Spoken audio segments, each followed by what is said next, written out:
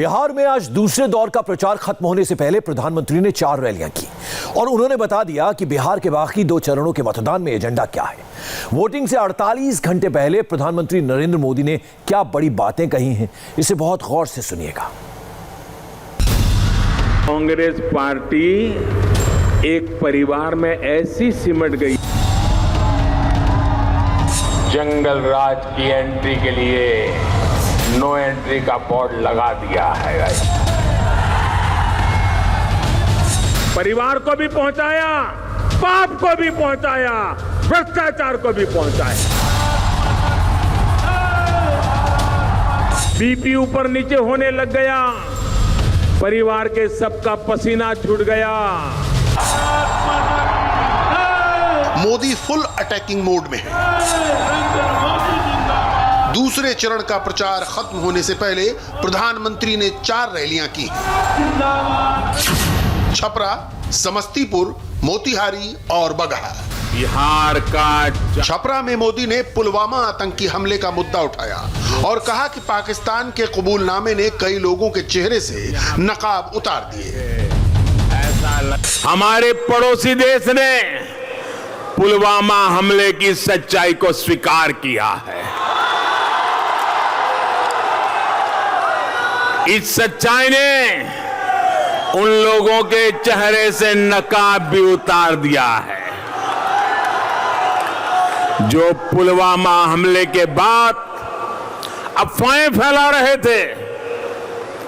ये लोग देश के दुख में दुखी नहीं थे, ये लोग बिहार के नौजवानों के जाने पर दुखी नहीं थे। उस दौरान इन लोगों ने हर वो बात कही जो हमारे जवानों का मनोबल तोड़ती है। मोदी जानते हैं कि पहले चरण की 71 सीटों के बाद बिहार का दूसरा चरण बहुत अहम है। दूसरे चरण में 94 सीटें हैं, 17 जिलों के लोग वोट डालेंगे, लिहाजा बाजी बड़ी है, दांव पर बड़ा लगा है। न सिर्फ महागठबंधन बल्कि एनडीए के लिए भी बिहार के दूसरे फेज में डू और डाई वाले हालात हैं। बीजेपी इनमें 46 सीटों पर खुद लड़ रही है, जबकि बाकी पर एनडीए के साथी दल मैदान में हैं। मैं विश्वास दिलाता हूं कि आपने जो मेरे पर विश्वास रखा है, मैं आपकी लूटी हुई पाई लौटाने के लिए सारे कानूनी तरीकों का उपयोग करूंगा, आपको न्याय दिलाऊंगा। एक पक्ष है जंगल राज का जो किसानों के नाम पर बिचौलियों के हित की राजनीति करता है।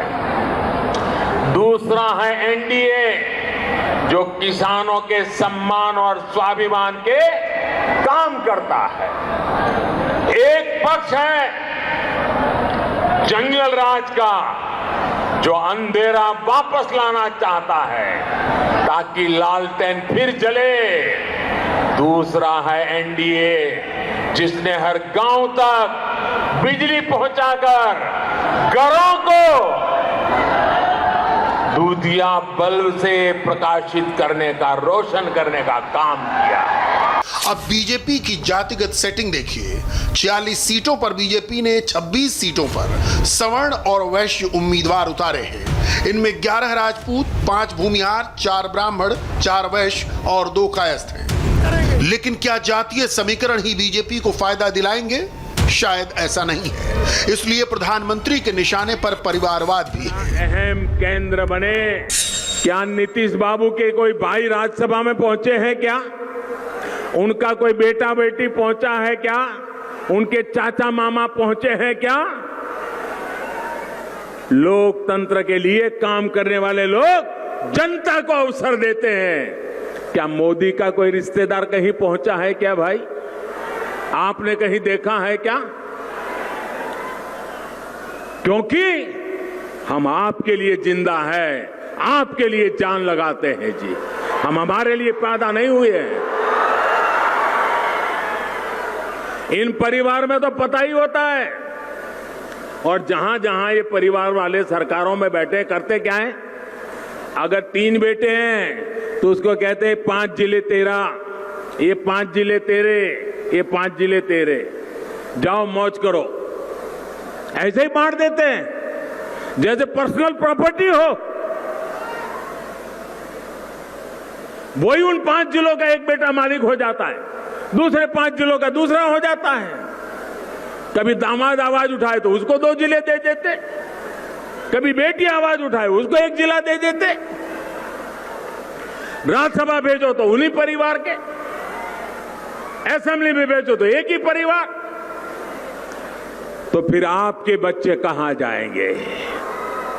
आपके लिए निर्णय कौन करेगा? इन लोगों को आपकी चिंता नहीं, देश की भावी पीढ़ी को प्रेरणा मिले इसलिए। परिवारवाद को लेकर प्रधानमंत्री के निशाने पर 2 और हस्तियां हैं और ये विपक्ष के लिए बहुत खास है। प्रधानमंत्री ने बिहार चुनाव में उन्हें नया नाम दिया है डबल युवराज।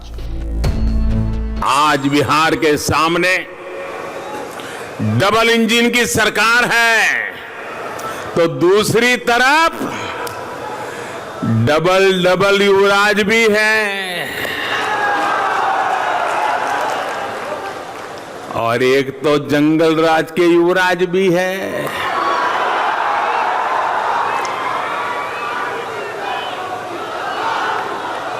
डबल इंजन वाली एनडीए सरकार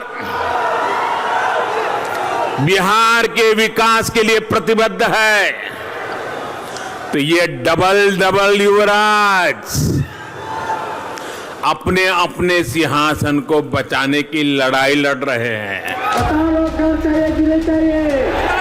दूसरे चरण में लालू प्रसाद यादव के दोनों बेटे तेजस्वी यादव और तेज प्रताप यादव मैदान में हैं। राघोपुर से तेजस्वी यादव चुनाव लड़ रहे हैं, जबकि बड़े भाई तेज प्रताप यादव हसनपुर से उम्मीदवार हैं। सिर्फ और सिर्फ अपने अपने परिवार के लिए काम कर रही इन पारिवारिक पार्टियों ने आपको क्या दिया? ये बड़े बड़े बंगले बने तो किसके बने? ये महल बने तो किसके बने? सिर्फ और सिर्फ ये परिवार पार्टियों के मुखियाओं के ही बने हैं। बड़ी बड़ी करोड़ों की गाड़ियां आई, गाड़ियों को काफिला बना, गाड़ियां पार्क करने की जगह नहीं बची उनके घरों में, उनका बना। सिर्फ और सिर्फ अपने परिवार के लोगों को हर बार टिकट दिया।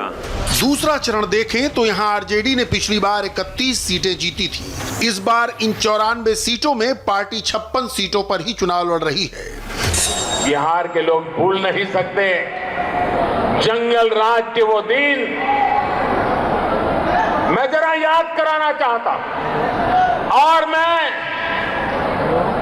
जो 35-40 ऊपर की उम्र के जितने भी लोग हैं उनसे आग्रह करूंगा, अपने बच्चों को, अपने घर के जवान बेटों को, बेटियों को ये बात बार बार याद कराइए, बार बार उनको बताइए आपने कैसे दिन देखे थे।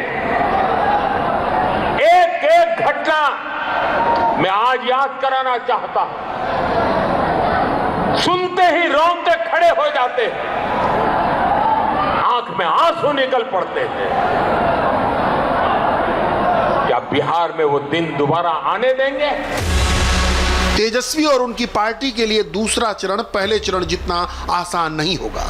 आरजेडी के लिए भी लड़ाई आसान नहीं है, क्योंकि इस बार आरजेडी के साथ जेडीयू नहीं है। जेडीयू इस बार बीजेपी के साथ है और यही वजह है कि प्रधानमंत्री मोदी भी बता रहे हैं कि बिहार में अगर चलेगा तो डबल इंजन ही चलेगा।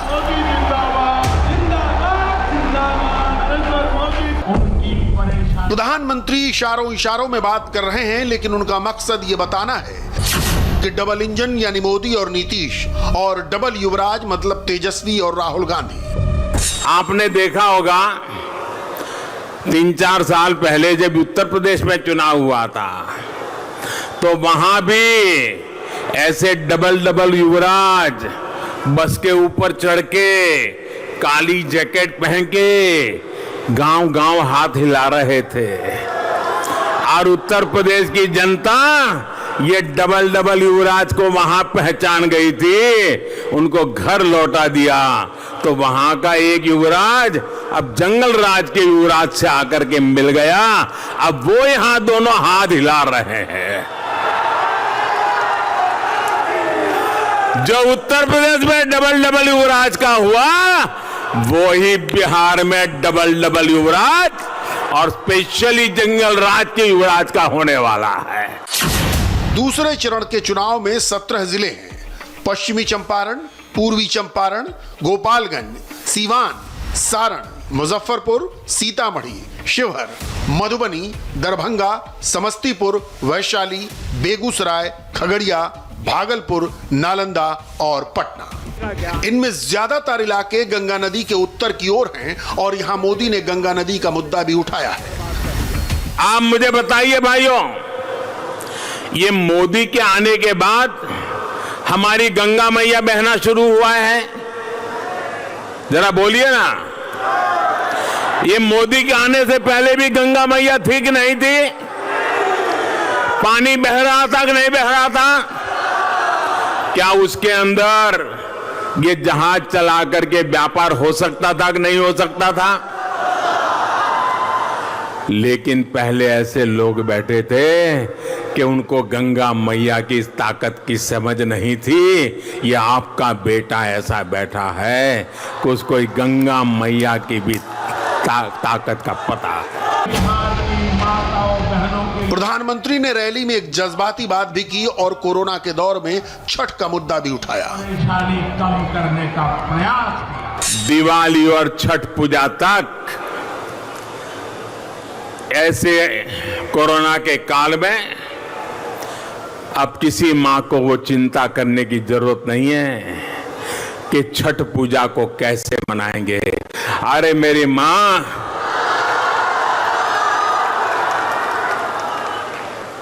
अरे तुमने इस तुम्हारे बेटे को दिल्ली में बिठाया है, क्या वो तुम्हारी छठ पूजा की चिंता नहीं करेगा? बिहार में चुनाव इस वक्त निर्णायक दौर में है, क्योंकि पहले और दूसरे चरण के बाद तीसरे चरण में किसी भी पार्टी के पास कुछ बड़ा कर गुजरने के लिए नहीं रह जाएगा। तब गुंजाइश बहुत कम होगी। यही वजह है कि 94 सीटों की दूसरी बाजी बहुत अहम हो जाती है।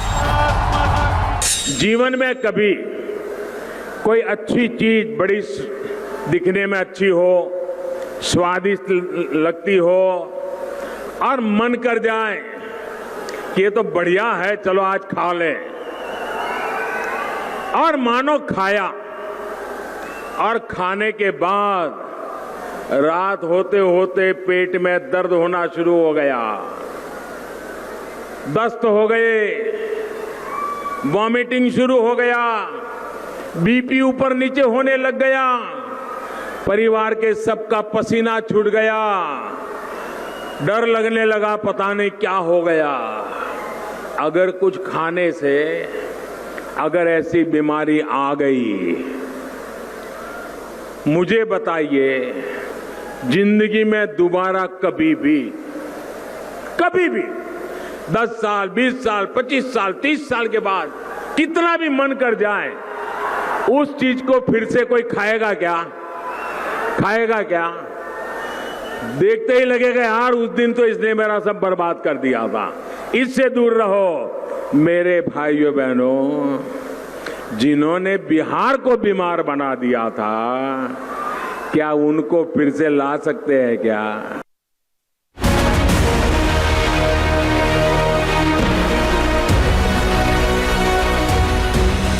बिहार चुनाव प्रचार में गिरिराज सिंह ने देर से एंट्री की है। गिरिराज सिंह की छवि तेज तर्रार फायर ब्रांड नेता की है। आज समस्तीपुर में पीएम मोदी की रैली में भी गिरिराज सिंह नजर आए। इंडिया टीवी संवाददाता अमित पालित बिहार चुनाव की ग्राउंड रिपोर्ट जानने के लिए बेगूसराय में हैं। गिरिराज सिंह बेगूसराय से सांसद हैं। देखिए बिहार में वोटिंग से पहले गिरिराज सिंह का एक्सक्लूसिव इंटरव्यू। अभी मेरे साथ केंद्रीय मंत्री और बेगूसराय से सांसद गिरिराज सिंह हैं। गिरिराज जी लगातार यहाँ पर चुनाव प्रचार कर रहे हैं और उनसे सबसे पहले तो ये जानते हैं कि पहले चरण का चुनाव हो चुका है और अब तक जो आप घूमे हैं तो आपको किस तरह का फीडबैक मिल रहा है? देखिए, मैं पहले चरण में शाहाबाद की तरफ भी गया, गया डिवीजन भी गया, पटना डिवीजन के पार्ट भी गया, मुंगेर का पार्ट भी गया। और मैं जमीन से गया, गाड़ी से गया और गांव में छोटी बड़ी सभाएं करता था। और मेरा 200% है कि उस 71 सीट में हम 2010 के रेखा को हम और बड़ा करेंगे। गिरिराज जी, जो मुंगेर की घटना हुई, उस घटना से आपको लगता है कि उसका एक नेगेटिव असर पड़ सकता है, जिस तरह से विपक्ष खासतौर पे आरजेडी और कांग्रेस उस मुद्दे को उठा रही है? देखिए, जो आरजेडी और कांग्रेस तुष्टीकरण की राजनीति करके भारत के सांस्कृतिक और सामाजिक बिगाड़ने का काम किया है, वो आरजेडी और कांग्रेस क्या आईना दिखाएगा? जो 370 धारा को कश्मीर में फिर से स्थापित करना चाहता है, वो आरजेडी और कांग्रेस मुंगेर पर मुझे दिखाएगा और देश राज्य को दिखाएगा, राज्य भरोसा करेगा। मैं डंके की चोट पे कहता हूँ, अभी चुनाव हो रहा है और चुनाव आयोग ने जो कार्रवाई की है और उसके बाद आगे जो होगा उस पर मैं आपको विशेष विवेचन करूंगा। अच्छा, जनरल डायर का एक बोला जा रहा है, कौन है जनरल डायर बिहार में? पता नहीं, जो लोग कह रहे होंगे उन्हीं से पूछ लीजिए, जिन्होंने शायद सामाजिक विषमता पैदा करने वाले लोग, जो लाल बाल काला बाल भूरा बाल कहने वाले लोग, जिन्होंने समाज में खाई पैदा कर दी थी 15 साल पहले, जब उनका चेहरा बेनकाब हो गया रोजगार के नाम पर लोगों को भ्रम फैला करके, तो अब कहने लगे कि सीना तान के उनको ज्ञान नहीं है। गांव का गरीब मोदी को सर आंखों उठा के रखा है। और मैं युवाओं से कहना चाहूँगा, ये भेड़िए का जैसे शेर का खाल ओढ़ करके बातें कर रहे हैं, जब ये बेनकाब हो गए तब उन्होंने अंत में फिर वो बात बोल ही दिया जो पिताजी बोलते थे। जो आदमी, उनसे पूछा जाए कि अपने पोस्टर से माताजी पिताजी का नाम क्यों हटा दिया, नहीं रख पाए, हिम्मत नहीं था। लेकिन वो चेहरा बेनकाब जब हो गया, क्योंकि उन्होंने नौकरी पिताजी ने नहीं दी, और जो खुद डिप्टी सीएम रहे, 1 दर्जन मंत्री रहा इनके राजद के, कितने लोगों को नौकरी दी, जरा राज्य को बता दें। राज्य की जनता जानना चाहती है। भैया 20 महीना में एक कलम में कह रहे हैं 10 लाख रोजगार दूंगा, तो 20 महीना में कितना दिया? अच्छा, एक और व्यक्ति है जिनका नाम है असदुद्दीन ओवैसी, यहाँ पर सभा करके गए हैं और उन्होंने आप पर भी अटैक किया कि आप यहाँ पर सांसद हैं, तो उस पर आप कुछ कहेंगे? देखिए, मेरा जुबान न खुलवाएं ओवैसी साहब पर, और कांग्रेस और आरजेडी पर क्या जुबान खोलें। ये कांग्रेस जिसने दरभंगा जिले के जाले में उस्मानी को उम्मीदवार बनाया, उस उस्मानी को, जिस उस्मानी ने, उसके ऊपर केस है किस चीज का? जिन्ना के रास्ते पर चलने वाले। आज कांग्रेस जो जिन्ना के रास्ते पर चलने वाले को उम्मीदवार बनाया, ओवैसी जो जिन्ना के रास्ते पर चलने वाले लोग हैं, ये सद्भाव की बात करते हैं और गिरिराज को दिखाते हैं। अरे गिरिराज तो सर्वे भवन्तु सुखिनः सर्वे सन्तु निरामय की बात करता है। गिरिराज तो वसुधैव कुटुम्बकम की बात करता है। गिरिराज फ्रांस में वहाँ की सरकार अपने कानून को मजबूत करने के लिए, वहाँ लॉ एंड ऑर्डर को ठीक करने के लिए जो आरोपी हैं उन पर कानूनी कार्रवाई करता है। और भारत के अंदर एक खास समाज के लोग फ्रांस के विरोध में जुलूस निकालते हैं। रोहिंग्या पर कार्रवाई होती है बर्मा में, और जुलूस निकलता है मुंबई में, ये उन्हीं के पुजारी हैं ओवैसी। और ओवैसी ने यही कहा है कि जो फ्रांस में हुआ है उसको लेकर उन्होंने कहा है कि जो भारत के जो मुसलमान हैं वो उसको सहेंगे नहीं, उसको लेकर उन्हें आंदोलित कर रहे हैं। भोपाल में आपने देख लिया, कई जगह पे हो रहा है। क्या बिहार चुनाव को भी लेके इसको लाया जा रहा मुद्दा? देखिए, कांग्रेस और आरजेडी ये ओवैसी के एजेंडे को हिडन चला रहे हैं। ओवैसी भारत को डरा रहे हैं। हम डर के कहां जाएंगे? हमारे लिए तो कहीं कोई जगह नहीं है। हम तीर्थ भी करेंगे तो अयोध्या तक जाएंगे। तो जो लोग मुझे डराने की कोशिश कर रहे हैं, मुझे ना डराएं तो बेहतर है। बिल्ली को भी कमरे में बंद करके अगर आप मारने की कोशिश कीजिए तो वो नहीं बर्दाश्त करता। तो हमें डराएं ना। वो तो कह रहे हैं कि हमें डरे हुए हैं। वो डरे हुए हैं।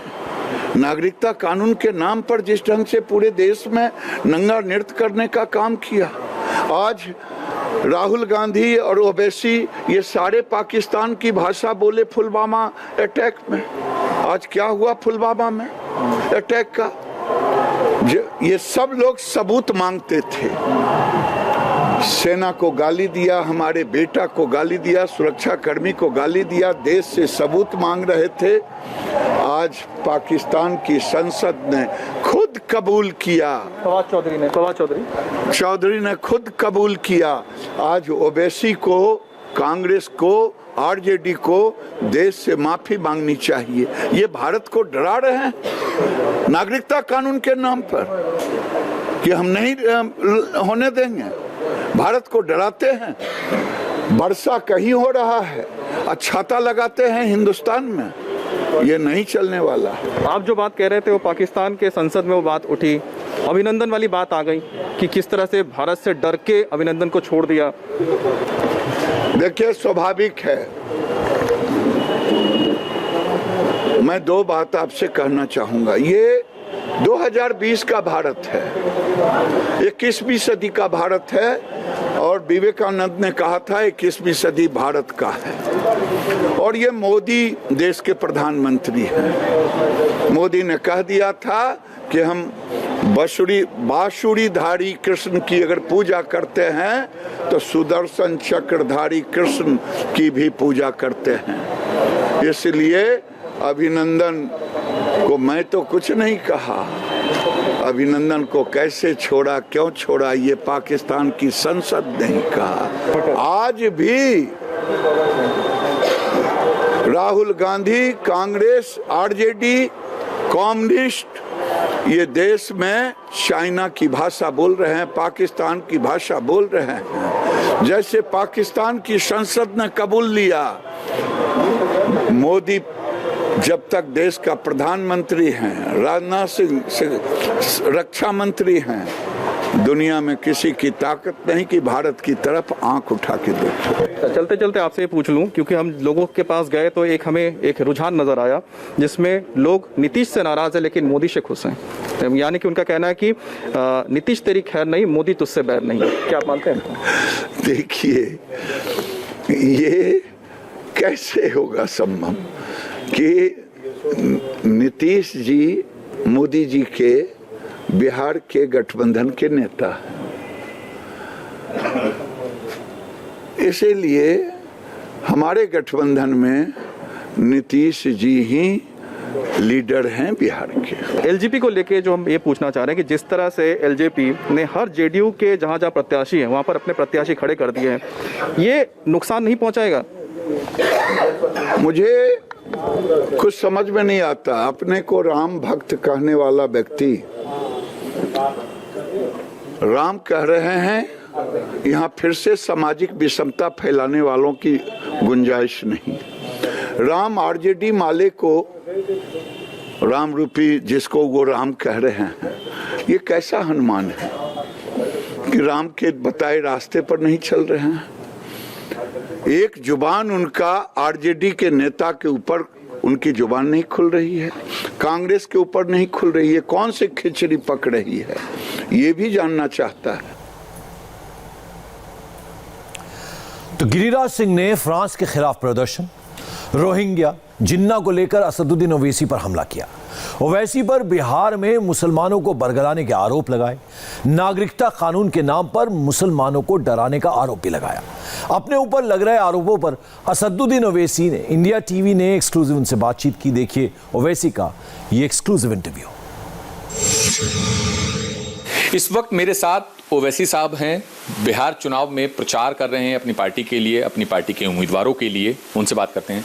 सर, बिहार में चुनाव है और आप भी मैदान में हैं, क्या देख रहे हैं, किस तरह के समीकरण बन रहे हैं? तो बिहार एक बार फिर सुशासन बाबू के हाथ में जा रहा है, मोदी जी का जो गठबंधन है उसके हाथ में जा रहा है, या फिर बिहार में जो है सत्ता परिवर्तन होने जा रहा है, क्या लग रहा है? देखिए, सुशासन तो नहीं कह सकते उनके बारे में, क्योंकि 15 साल जो नीतीश कुमार को मिले और 15 साल जो राजद को मिले, एक इंसान की ज़िंदगी में 30 साल का वक्त बहुत लंबा होता है।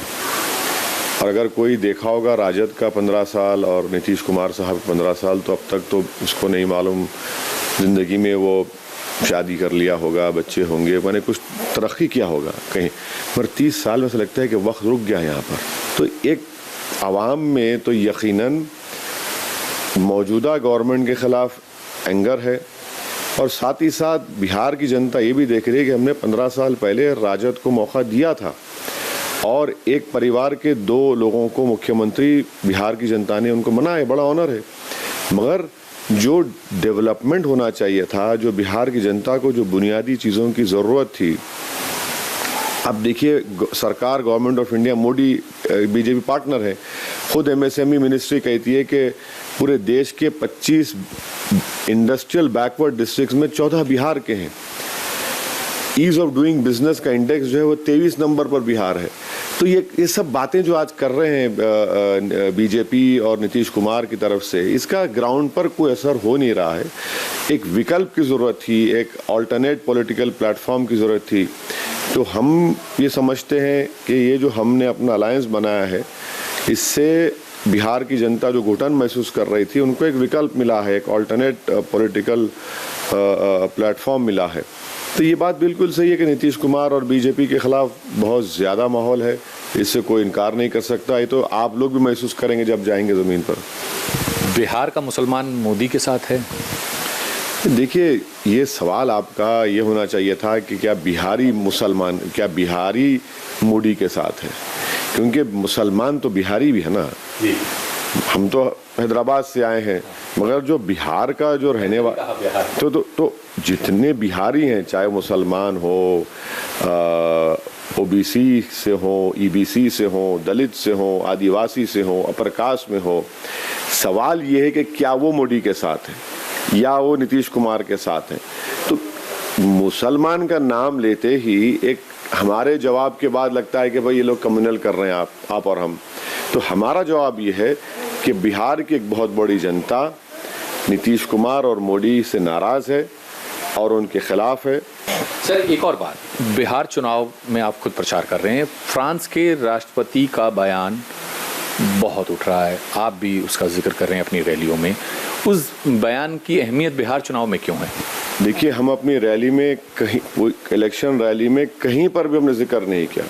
आप देख सकते हैं, हमने 3 दिन पहले देश के foreign minister, external affairs minister जनाब जयशंकर साहब को हमने एक लेटर लिखा, जिसमें हमने ये लिखा है कि ये जो फ्रांस में जो कार्टून्स बनाए गए हमारे प्रॉफेट मोहम्मद सल्लल्लाहु अलैहि वसल्लम के बारे में, हमने ये इस बात का मुतालबा किया कि हमारी सरकार फ्रांस की सरकार को इम्प्रेस करे कि आपने गवर्नमेंट की बिल्डिंग्स के ऊपर प्रॉफेट मोहम्मद सल्लल्लाहु अलैहि वसल्लम के कार्टून्स को सरकार ने जलाकर मुसलमानों के जज्बात की ठेस पहुंचाई है, और ये हमारे लिए बड़ी तकलीफदेह बात है, हम बयान भी नहीं कर सकते। और हमने साथ ही साथ उस लेटर में हवाला भी दिया कि फरवरी 2019 में पार्लियामेंट में एक सवाल के जवाब में मोदी सरकार ने कहा कि जब जब भारत सरकार को मालूम होता है कि किसी फॉरेन मुल्क में माइनॉरिटीज़ पर कुछ तकलीफ होती है या उनसे नाइंसाफ़ी होती है या जुल्म होता है, तो भारत सरकार उस फॉरेन कंट्री से उनको समझाती है, उनको अपना नोटिस क्या बल्कि उनको बताती है कि भाई हम ये गलत हो रहा है, जिसमें हिंदूज का भी उसमें आंसर में जिक्र था। हम ये उम्मीद करते हैं कि गवर्नमेंट ऑफ इंडिया हमारे जज्बात की जो ठेस पहुंची है, तकलीफ पहुंची है, वो फ्रांस की हुकूमत तक उसको पहुंचाएगी। साथ ही साथ हमने उस खत में साफ तौर पे लिखा है कि वो जो बीहेडिंग्स हुई हैं वो गलत है, और जो टेररिस्ट एक्शंस कुछ हुए हैं वहाँ पे वाकयात हम उसकी कंडेम करते हैं। तो इसका हम लेटर लिखा बताओ गया, उनको पहुंच चुका है। अब ये हम देखना चाहते हैं कि मोदी सरकार उस पर कितना नोटिस लेगी। सर, जो फ्रांस के राष्ट्रपति ने बयान दिया उसके बाद उनके बयान का विरोध कई जगह देखने को मिला, भोपाल में, इंदौर में, मुंबई में तो उनके जो पोस्टर्स हैं वो सड़कों पे चिपका दिए गए ताकि ना चाह करते हुए बंदा जो है कोई व्यक्ति उनके ऊपर से पैर रख कर निकले। तो उस विरोध को किस तरह से देखें? देखिए, फ्रांस के जो प्रेसिडेंट ने बयान दिया, उनके कंट्री में मुस्लिम माइनॉरिटीज़ हैं, करीब 7-8-9% हैं जो भी हैं। उन्होंने इस्लाम के बारे में जो बयान दिया वो हाईली कंडेमनेबल है। भाई आप उस देश के आप लीडर हैं, प्रेसिडेंट हैं, बिल्कुल गलत बयान दिया उन्होंने। और प्रोटेस्ट करना तो डेमोक्रेसी का एक हिस्सा है। जब फ्रांस खुद बात करता है लिबर्टी, इक्वालिटी की सब बातें होती हैं, तो ये तो हमारा देश में जमहूरियत है। और अगर कोई प्रोटेस्ट करता है और प्रोटेस्ट पीसफुल रहता है तो मैं नहीं समझता कि उसमें कोई गलती है। प्रोटेस्ट करना हर भारतीय का सिटीजन का राइट है। जिस देश में रहते हैं उस देश के कानून को मानना है आपको। और आप जब कोर्ट्स है, अदालत है, आप कैसे जाकर किसी की जान ले सकते हैं? ये कैसा हो सकता है? ये तो अनारकी हो जाएगी। लेकिन फिर इसको इस्लामिक टेरर का नाम क्यों दिया जाता है? क्योंकि हर जगह ये कहें कि जो धर्म विशेष का अपराधी होता है। देखिए, टेररिज्म खुद एक नया मजहब बन चुका है, एक नया रिलीजन बन चुका है, और लोग अपने क्रिमिनल एक्शंस को, अपने जुल्म को छुपाने के लिए किसी मजहब का इस्तेमाल करते। इंदिरा गांधी की हत्या हुई, क्या आप उसको जोड़ देंगे? क्या राजीव गांधी को मारा के उसको भी जोड़ देंगे पूरे एक मजहब से? आप नहीं जोड़ सकते ना। तो वो उस तरह के लोग हैं। सर, मेरा एक और सवाल, जो यूपी के मुख्यमंत्री हैं योगी आदित्यनाथ, उनका ये कहना है कि फतवों से नहीं चलेगा, संविधान से देश चलेगा। जो कटमुल्ले जो फतवे जारी कर देते हैं। कौन से फतवे से देश चलता है बताइए हमको। फतवे के उनको माने नहीं मालूम। फतवा एक ओपिनियन है जिसका कोई लीगल बैकिंग नहीं है। अगर मैं किसी मदरसे को जाता हूं, और हर मदरसा नहीं दे सकता, उसमें एक स्पेशलिस्ट मुफ्ती होते हैं, मैं एक इस्लामिक क्वेश्चन के ऊपर उनसे सवाल करता हूं, और कोई ऐसा फतवे से देश नहीं चले। भाई हम तो कह रहे हैं देश चलता है संविधान से। आप कहाँ चला रहे हैं संविधान से देश को? आप में तो इंसानियत नाम की चीज़ है क्या मुख्यमंत्री में, कि रात के अंधेरे में आपने एक दलित लड़की का अंतिम संस्कार करा दिया बगैर उसके माँ और बाप की मौजूदगी में, और आप बात कर रहे हैं? इतने लोगों की गोली मार दिया आपने। क्या आप संविधान से चला रहे हैं? क्या रूल ऑफ लॉ से चला रहे हैं? रूल ऑफ गन से चल रहा है उत्तर प्रदेश? इनको ये सोचना चाहिए। अब उठा के भाई नफरत कितनी फैलाएंगे मुसलमानों से? आप इस तरह के बयान देकर देश में मुसलमानों के खिलाफ नफरत फैला रहे हैं, और फिर जब नफरत फैलती है तो जाहिर है ये तमाम वाकयात होते हैं मारम तोड़ी के। तो इसका जिम्मेदार आपने संविधान पर ओत लिया और इस तरह का जुमला इस्तेमाल करते हो, और फिर अपने आप को योगी भी कहते हैं। आप संविधान पर ओत लिए तो चलाइए ना। आपने वहां पर जो दलित लड़की की रेप हुआ, हत्या हुआ, उसके अंतिम संस्कार में अलाउ नहीं करते, और आप बात कर रहे हैं कौन सा फतवा? बताइए। चैलेंज कर रहे हैं उनको, कौन सा फतवा है बताइए। हम पूछना चाह रहे हैं, बताइए कौन सा फतवा की बात कर रहे हो? बिहार का चुनाव है तो नफरत फैलाना। एक मिसाल देके बताओ कौन से फतवे की बात करें। हाँ, मैं उनको हिस्ट्री याद दिलाता हूँ, हिस्ट्री पढ़ते नहीं है लोग। फतवे उस वक्त दिए गए थे जब देश को आज़ाद कराना था, और उसी फतवे के ऊपर हजारों मुस्लिम उलेमाओं ने अपनी जानों को कुर्बान कर दिया अंग्रेजों से लड़ते हुए। जब इस तरह के ये लोग नहीं थे, ये संघ परिवार के लोग तो थे ही नहीं ना। भारत की आज़ादी की लड़ाई में कौन सा इन्होंने हिस्सा लिया? यही उलमाए कराम थे। मगर इस्लाम के खिलाफ, मुसलमानों के खिलाफ एक नफरत पैदा करना कि देश फतवों से, कौन सा फतवा है बताइए, हमको बताइए ना। चलिए हम उस पर आप हमारा ओपिनियन ले लीजिए, हम बोलने तैयार है। कौन से मदरसे ने दिया फतवा बताइए? सिर्फ नफरत फैलाना इनका मकसद है। एक आखिरी सवाल चलते चलते, बिहार में फिर अब सत्ता परिवर्तन की तरफ देख रहे हैं आप लोग, की सत्ता परिवर्तन होगा या फिर क्या रहेगा? नहीं, देखिए, हम तो उम्मीद कर रहे हैं कि हमारा ग्रैंड डेमोक्रेटिक सेकुलर फ्रंट कामयाब हो, और हमको इंशाल्लाह उम्मीद है जमहूरियत में तो बिहार की जनता तय करेगी। और हम बिहार की जनता को ये बता रहे हैं कि 15 साल राजद के, 15 साल नीतीश कुमार और मोदी के बिहार को बेहाल कर दिए। प्रधानमंत्री ने एक जालिमाना लॉकडाउन लगाकर और नीतीश कुमार ने उस पर जख्म पर नमक छिड़क कर जो प्रवासी मजदूर थे उनको लेने तैयार नहीं थे, और ये गलत लॉकडाउन की वजह से आज भारत की इकोनॉमी गरीब बर्बाद हो चुका है।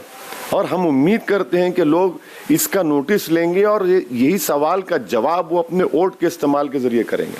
शुक्रिया हमसे बात करने के लिए। तो ये ओवैसी साहब थे जिन्होंने हर सवाल का जवाब बेबाकी से दिया। कैमरामैन मनोज झा के साथ कुमार सोनू, इंडिया टीवी, किशनगंज।